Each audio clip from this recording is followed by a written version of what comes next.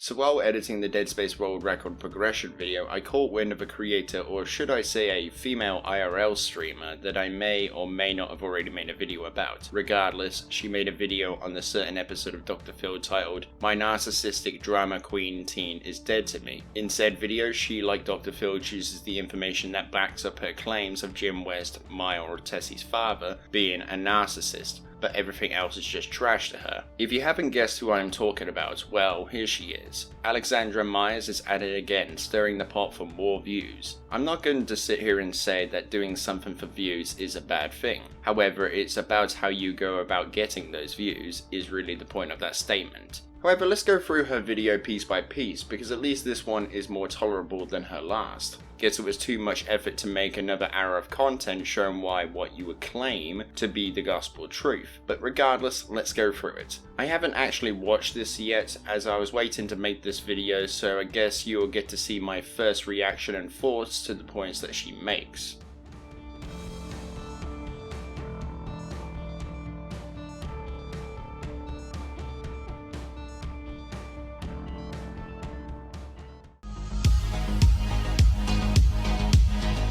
IRL 24/7. But a parent doesn't do that with one of their own children, whatever age they are, whether they're 30 or 13.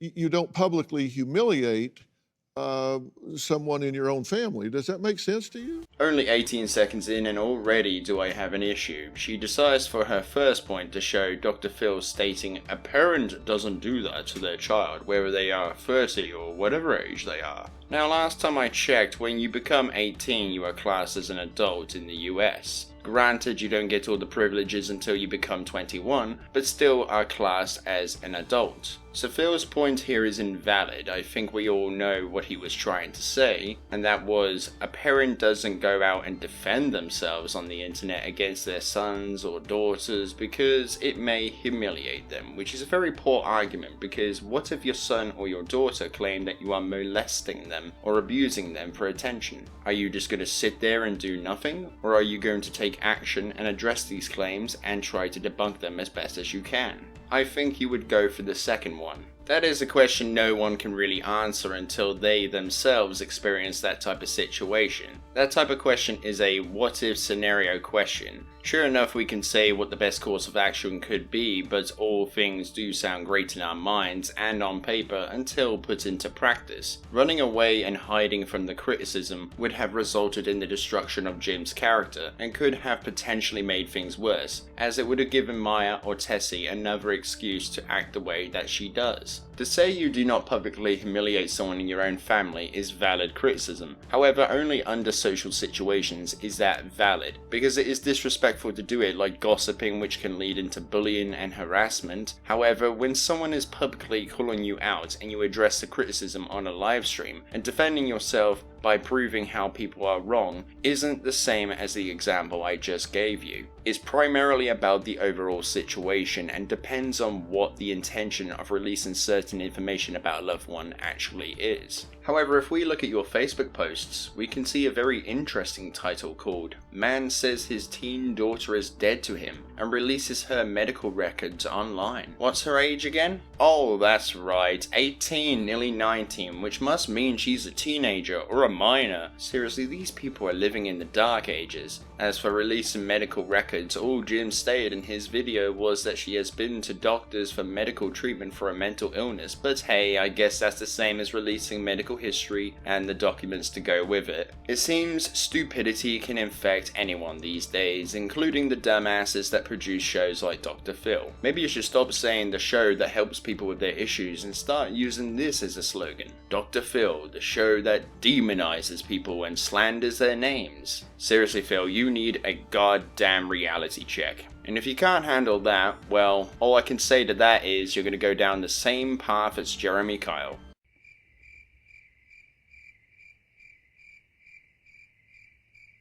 Who's Jeremy Kyle? Exactly.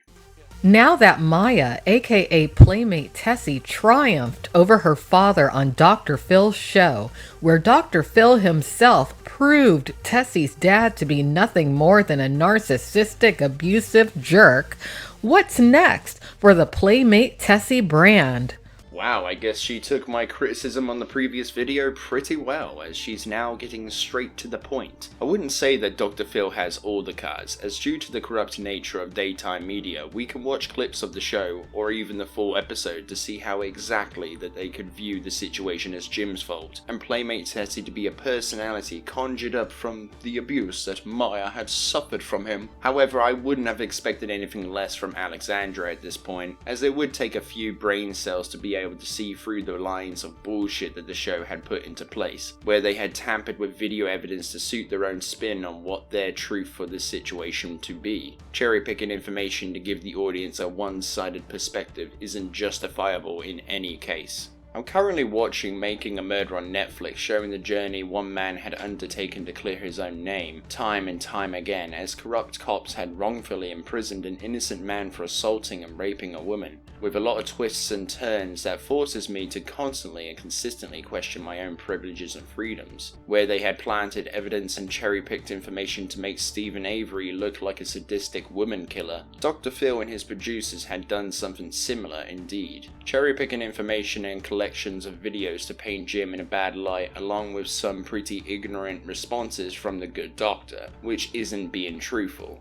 Let's look at how professional investigators comb through evidence to get the truth out of a situation. They would first gather all of the available information or evidence that they could together, along with taking statements from witnesses. After gathering all available information and evidence, they would create a timeline of events, from, for example, if someone had been murdered and was last seen at Baker Street via a CCTV camera, that is where the timeline would begin, and then it would end at the crime scene, leaving them with a huge gap. They would fill in this gap with evidence, eyewitness accounts, and other information to create a sufficient timeline of events that would lead up to that moment, or explain how that person got to that moment. And this, along with other evidence, would be presented in court or in a hearing or something else. However, that is a simple version of what actually happens, but does present my argument of what should have actually been done on the show. Instead, the producers show highly edited information to suggest what they are saying to be the truth, with no evidence to back up those claims, which is a poor attack effort on their guest, Jim. This just goes to show you that having nearly unlimited funds doesn't mean jack shit in show business, as they will just twist things until someone with a low IQ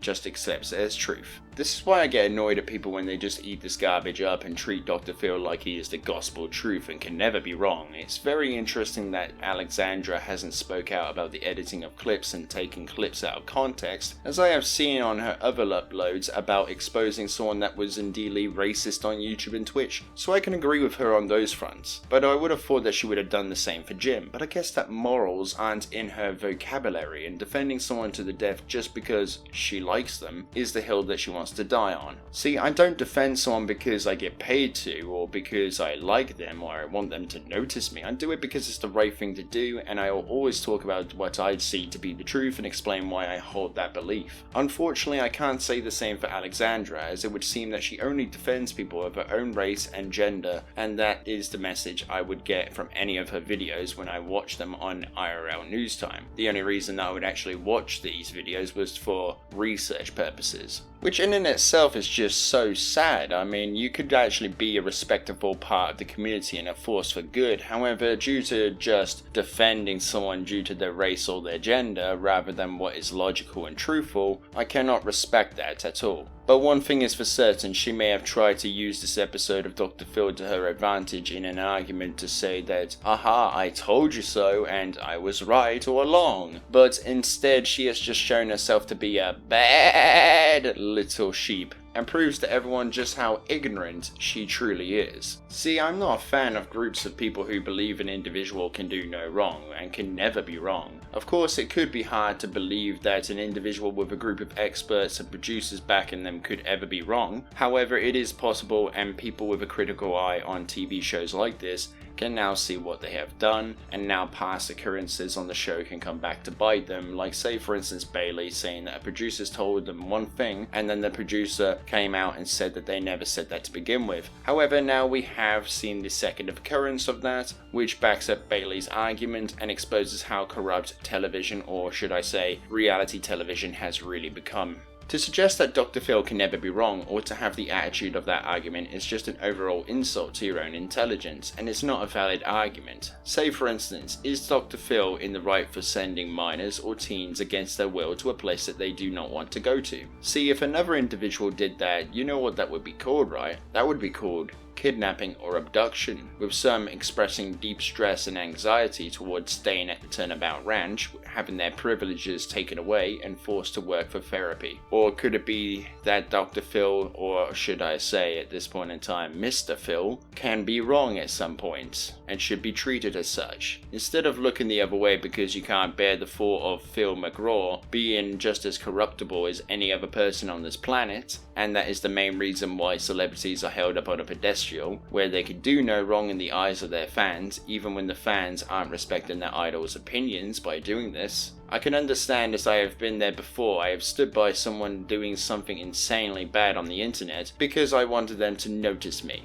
However, this type of behavior is plain out toxic. Sure enough, celebrities like Phil McGraw may have earned respect over the years as being a truth seeker and to try and help others with their problems and issues. However, what the producers did was wrong, and they should be held accountable and not used as an example for your own arguments, as those arguments, like their credibility now, will fall apart too. Thank you for watching. If you enjoyed the video or agreed with anything I said, then a like rating would be appreciated. Comment something below and I'll read the comment section when I get a chance. And if you're new here, then join the British Alliance by subscribing and ringing the notification bell for future updates. And I'll see all of you on the front lines. And have a good one.